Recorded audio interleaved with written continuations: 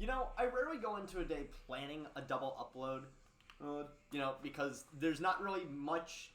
There aren't really many times where the Bruins do enough in one day to warrant two uploads. I mean, it kind of helps when the NHL is not like the MLB and you have same day double headers. That's not really fun. But you're getting one today. Because holy crap, there has been so much that has happened since wake up. So I wake up at 9 o'clock in the morning, and within 30 minutes, we already have our first big piece of the day. The Boston Bruins have decided to trade a 2024 first round pick and a 2025 fourth round pick to the Detroit Red Wings for right winger Tyler Bertuzzi. The Red Wings are going to retain 50% of Bertuzzi's salary, and this 2024 first round pick is top 10 protected. So if they say the Bruins completely suck next year, this is not gonna this first round pick would then probably go to 2025 instead of staying 2024. So this is not necessarily a trade that anybody really expected. But and honestly, I don't even think that it's a trade that necessarily needed to happen, because this trade really just comes at the after the news that Nick Foligno is going to be out long term, and Taylor Hall has been placed on LTIR. So now we have a massive hole in our bottom six at left wing, and that is a role that Tyler Bertuzzi could very well fill. I wouldn't be surprised if he does, if that's the role that he ends up playing, especially because during this season he has taken a massive step back from his career year last year, where he scored 30 goals. In just 29 games this season, Tyler Bertuzzi has recorded 4 goals and 10 assists for 14 points. Now that's generally half a point per game, which isn't bad. But the main thing to take away from this is the fact that he's played less than 30 games so far this season. And unlike last season, it's not because a good chunk of the games are in Canada and he has yet to get the coronavirus vaccine. This time it's due to injury. And honestly, this is sort of why I don't understand why we made this trade. We traded a first and a fourth round pick for a player that we honestly did not need. And yes, our bottom six is going to be really, really weird without Hall or Foligno in it. But hear me out on this. Our top line, Bergeron, Marchand, DeBrusque, keep that the same. Our second line, in Zacha, Krejci, Pastrnak, keep that the same. Third line, we could potentially make that Frederick, Coyle, Hathaway. And then on the fourth line, in Greer, Nosek, and let's bring up Joona Koppanen. Or Oskar Steen. Or better yet, here's a really good idea. You bring up Fabian Lysell.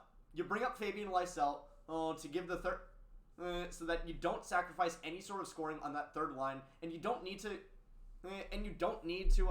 really need to give up any sort of picks or anything to do it. The only reason why I can see the Bruins not bringing up Fabian Lysell is to preserve his rookie status for next season. I can 100% see the Bruins trying to preserve Lysell for next season, so that in addition to potentially the roster staying very similar, we have a potential Calder candidate on the team. But in that case, I would still say bring up Joona Koppanen, because if you want to, Oskar Steen. Oskar Steen proved himself to be decent at the NHL level last season. And I really don't think that I really do not think that our that our bottom six is going to be that much more transformed by having someone like those two than Tyler Bertuzzi. Is Tyler Bertuzzi a better player? Yes, absolutely. Is he more NHL ready? Yes, he is. Does that mean that we need to make a move for him? No, it doesn't. What I want to the thing that is driving me crazy about this is the 29 games played this season, because let's be honest, a good chunk of the time your best ability is your availability, and if Bertuzzi cannot stay healthy, then that is seriously going to then why did we even get him? This is purely a rental just to fill up a spot on the bottom six that could be better used by someone who isn't Tyler Bertuzzi. So, final thoughts on the Bertuzzi thing. I like Bertuzzi's upside. I really do not think that we need to make a move for him, especially on the last year of his contract. And we, unless you absolutely plan on then extending him, there's no reason to trade a first-round pick for him. Now, let's get into the news that everybody has heard. That being, 88 is back for 8. After months and months of clamoring, we finally have a David Pastrnak deal. We finally locked that man up for the next 8 years. That is 8 years, $11.25 million a year to make the whole final total 8 years for $90 million. Take it. He's worth it. He's worth every single goddamn penny of that contract. Now, the one thing that may be just a little bit frustrating about this is the fact that the Bruins are now officially over the cap, or at least they would be. But since Taylor Hall is currently out on long-term injured reserve, that cap space gave the Bruins enough to actually give us to actually be able to re-sign Pastrnak. And here's what I'm thinking. We have quite a few contracts that are coming off the books at the end of next season. We have rather at the end of this season. We have Bertuzzi, Bergeron, Nosek, Hathaway, Frederick, Krejci, and Lauko. That's all just on an offense. And on defense, we have Orlov and Clifton coming off the books. Thanks. And all told, that is not an insignificant amount of cap space. Yes, the most amount of cap space that is coming off in one fell swoop next season is actually wait. There's also Foligno coming off the books, and Foligno is going to be the biggest loss of the biggest gain of cap space is that we have next season going into the off season. Almost forgot Swayman. Swayman's also coming off the books at the end of the season. So, all told, the Bruins at the end of the season will have lost $16,439,167 in cap space. That is the amount that we have been given according to contracts coming off the books. Not to mention that the salary cap is going up a whole.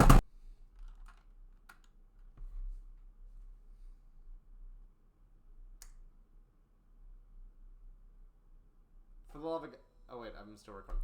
For the love of God, Bettman, you got it.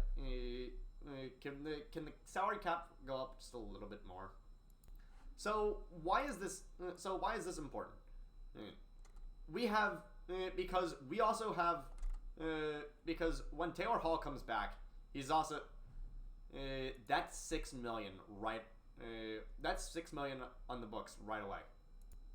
We got $10 million left in cap space, but does that really matter? does that really matter? Honestly, it kind of does because afterwards because since Bergeron and Krejci are both retired, are both off the books unless they come back, which I can kind of see them coming back on a team friendly deal. Our best center is Charlie Coyle. Happy birthday, Charlie. I like Charlie Coyle. I don't think that he's top line in center good. But what this contract did was solidified in another piece of our core for the future. We have for the future Brandon Carlo locked up until the end of 2027. Hampus Lindholm and Charlie McAvoy on twin deals locked up until 2030. Pavel Zacha locked up until 2027.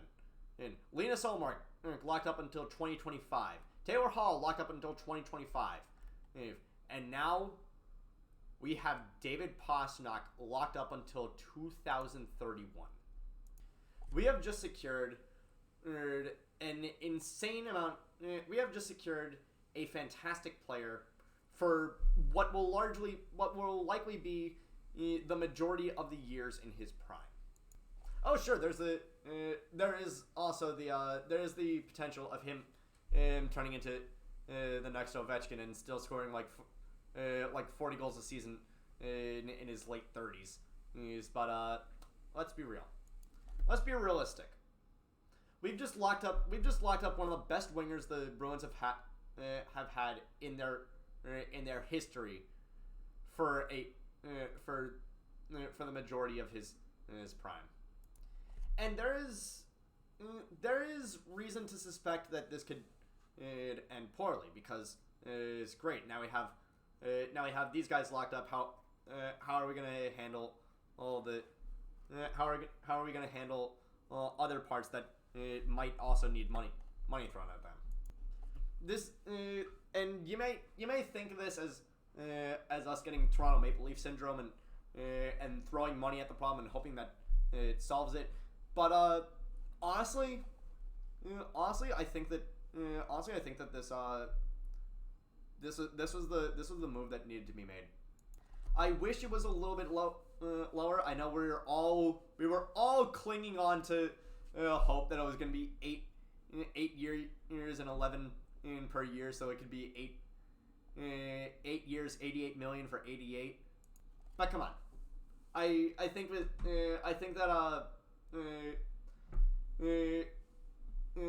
that Pasta's earned that contract. He 100% has earned that contract. And honestly, if Tampa can skirt the salary cap and still and win a cup, then screw it. Why don't we do it as well? But let's look at right now. Oh, we have no word as to whether or not Bertuzzi is going to be joining us tonight against the Buffalo Sabres. And honestly, and again, I don't know why we made that trade. I really do not know why we made that trade. We could have just as easily brought up Kopanen. And honestly, I like Kopanen. Being realistic here, there is no reason to suggest that Kopanen is going to potentially win a Calder Trophy. There's no reason to suggest that that is going to happen. And let's not kid ourselves. It's okay to run out the rookie status on Kopanen. Cope about it. But all in all, let's look at this trade deadline. We traded a first, a second, and a third for who is it? For Dmitry Orlov and Garnet Hathaway, a fantastic top four defenseman whose main job seems to be giving rest to either Grzelcyk or Carlo, depending on the night. And Garnet Hathaway, a really good bottom six forward who isn't afraid to get his hands dirty. Hathaway is definitely one of those players that like you hate to play against him, but you love it when he's on your team. And before that, I think we can also include the Pavel Zacha extension in here, which honestly again, I like Pavel Zacha. I think that he was owed an extension. I think that the extension that we gave Pavel Zacha was a bit of an overpayment. Two things can be true at the same time. And then this morning, the day before the trade deadline, we have the Bruins trading a first and a fourth for Tyler Bertuzzi. Again, a trade that I don't think should have happened, and the extension of David Pastrnak, something that everybody had been clamoring for since the start of the season. Do I think that Pastrnak is going to be worthy of the seat when Bergeron retires? I think that there's an argument to be made for it. I think that the honor is going to go to McAvoy, and honestly, it should. McAvoy honestly is one of the best. Not only is one of the best players on our team, but he's also a really good leader on. But he's also been a fantastic leader. But ultimately, I think we rag on Don Sweeney a lot, and especially because he's known for making those knee-jerk decision in trades that were like, why did you make this? Why did you extend this guy? Why did you trade for this guy? I think that this was honestly the best trade deadline that Sweeney's made. Like, legitimately, can you name a bad move that was made this trade deadline by the Bruins? Because I don't think so. I really don't think so. Now, the big question on my mind after this is, are we going to re-sign Swayman? Because I think that we should. I think that we should. He's been a fantastic number 2 defense. He's been a fantastic second goalie this season, and his chemistry with Ullmark has made for quite possibly the best goalie tandem in not only in recent NHL not only has made for one of the best goalie tandems in recent NHL history, but has also made for one of the most fun goalie tandems in recent NHL history. Like, can you name a more fun duo than Swaymark? I can't. I honestly can't. Can you? No, you can't. Because the sentence that has been radiating throughout the entire season is, who has more fun than us? Who has more fun than the Boston Bruins? The answer is no one. No one has more fun than the boys in black and gold. And anyway, I think that's gonna be it for. For right now. I will be back after the Buffalo Sabres game. Until then, take care.